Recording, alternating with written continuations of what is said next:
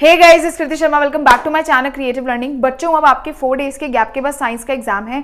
अगर आपने पूरे साल नहीं पढ़ा तो क्या आप 90 प्लस मार्क्स स्कोर कर सकते हो? 100% कर सकते हो। अभी तक 2 एग्जाम देने के बाद ये चीज तो आपको समझ आ गई होगी कि पेपर में, स्पेशली बोर्ड एग्जाम्स में, आप क्या पढ़ के जाते हो वो ज्यादा इंपॉर्टेंट है रादर देन कितना पढ़ के जाते हो।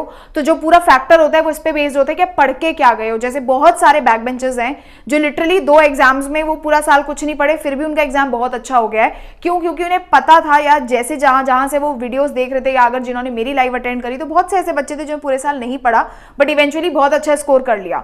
तो यार, अब साइंस में जो आपके पास 4 डेज का गैप है वो यूटिलाइज कैसे करना है, क्योंकि अभी तक तो ईजी सब्जेक्ट्स हो गए, अब आ रहे हैं आपके पास मेन सब्जेक्ट्स। तो मैंने आपको ये 5 डेज का प्लान बनाया है। सबसे पहले तो मैं ये बता दूं, साइंस के लिए भी मेरी तरफ से जितनी हेल्प होगी मैं पूरी की पूरी आपकी करने वाली हूं, तो उस चीज के लिए आप टेंशन मत लेना और चैनल सब्सक्राइब कर देना। सबसे पहले तो बात करते हैं साइंस की। आपके पास आज वाला दिन आपको वेस्ट नहीं करना है बच्चों।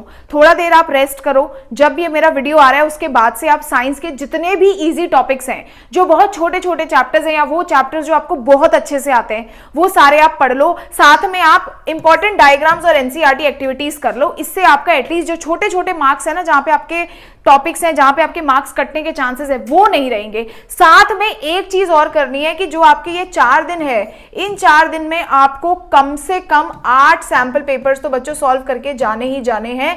क्योंकि अभी तक जो 2 एग्जाम हुए हैं, मैं इतना तो आपको डेफिनेटली बोल सकती हूँ कि सैंपल पेपर या प्रीवियस ईयर क्वेश्चंस को करना बहुत ज्यादा इंपॉर्टेंट है। तो अभी पूरा चैप्टर पढ़ने मत बैठो। तो सबसे पहले दिन आपने अपने सारे इजी चैप्टर्स को खत्म कर लिया। 27 को बच्चा आपको फिजिक्स पकड़ना है, अपना पूरा का पूरा फिजिक्स का टॉपिक खत्म करना है। साथ में जो आपने उससे पहले दिन टॉपिक्स पढ़े थे वो पढ़ लो, और साथ में 2 सैंपल पेपर रिवाइज कर लो। अगले दिन 28 को पूरा केमिस्ट्री पढ़ो।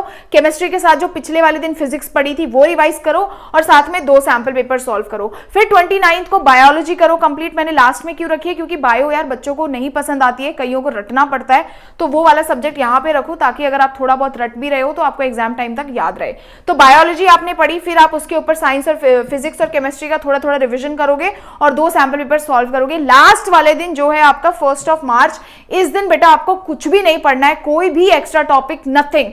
आप बस साइंस के क्वेश्चंस को बैठ के, पेपर्स को बैठ के रिवाइज करोगे। यानी ये जो 8 सैंपल पेपर्स आप करोगे, साथ में जितने भी चैप्टर्स करोगे वो रिवाइज करोगे। अब पढ़ के क्या जाना होता है, सबसे बड़ा प्रॉब्लम तो ये होता है। तो अगर सबको पता होगा कि मैंने मेरे टेलीग्राम ग्रुप में क्या कर रखा है ना, आपके लिए इंपॉर्टेंट टॉपिक्स डाल रखे हैं सब्जेक्ट्स वाइज, कि केमिस्ट्री का क्या है, फिजिक्स का क्या है, बायोलॉजी का क्या है। इंपॉर्टेंट डायग्राम्स है ऑलरेडी और इंपॉर्टेंट क्वेश्चंस हैं। तो इंपॉर्टेंट क्वेश्चंस में भी 2 मार्कर्स और 5 मार्कर्स हैं। तो ये सारे टॉपिक्स सबसे पहले आपको खत्म करने हैं। पढ़ना स्टार्ट कर दो, टाइम वेस्ट मत करो, बस शुरू कर दो पढ़ना। अपने आप तुम्हें अलाइनमेंट मिल जाएगी, अपने आप पता चलता जाएगा क्या इंपॉर्टेंट है क्या इंपॉर्टेंट नहीं है। बहुत ज्यादा जगहों से तुम्हें सारी चीजें पता चल जाती हैं। साइंस के लिए इसके अलावा एक चीज दिमाग में रखो, देखो अभी तक जो तुम्हारे सब्जेक्ट्स थे वो थोड़े से इजी थे। साइंस सब्जेक्ट बच्चों इजी नहीं है। इसमें चीजों को मेमोराइज करना थोड़े से टाइम के लिए बहुत डिफिकल्ट टास्क है।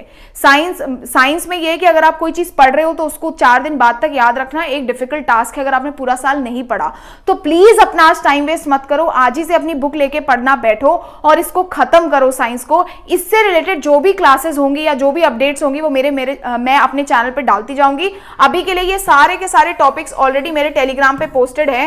हर साल बच्चे इन पीडीएफ्स को पढ़ते हैं, उन्हें बहुत फायदा होता है। वो जाओ और उसे यूज करो। पूरा चैप्टर नहीं पढ़ना है। क्या क्या चीजें नहीं करनी है? सबसे पहले तो चैप्टर्स को पूरा नहीं पढ़ना है। चैप्टर से ज्यादा आपको क्वेश्चन एंड आंसर्स पे फोकस करना है, जो आपके क्वेश्चंस है, ठीक है। आपको अननेसेसरी बड़े बड़े लेक्चर्स नहीं देखने हैं। फोकस करो, जितना कम टाइम में आप एक लेक्चर खत्म कर सको वो ज्यादा इंपॉर्टेंट है, क्योंकि ज्यादा फोकस अगेन क्वेश्चन आंसर्स पे करना है। तो आई होप तुम अपना एग्जाम बहुत अच्छे से करके आओगे। हर दिन 2 सैंपल पेपर करोगे तो तुम्हारी प्रिपरेशन बहुत स्ट्रांग हो जाएगी। तुम्हें कम्युनिटी पे पूरे अपडेट्स मिलते जाएंगे और टेलीग्राम ग्रुप पे नोट्स मिलते जाएंगे। तो सी यू नेक्स्ट टाइम।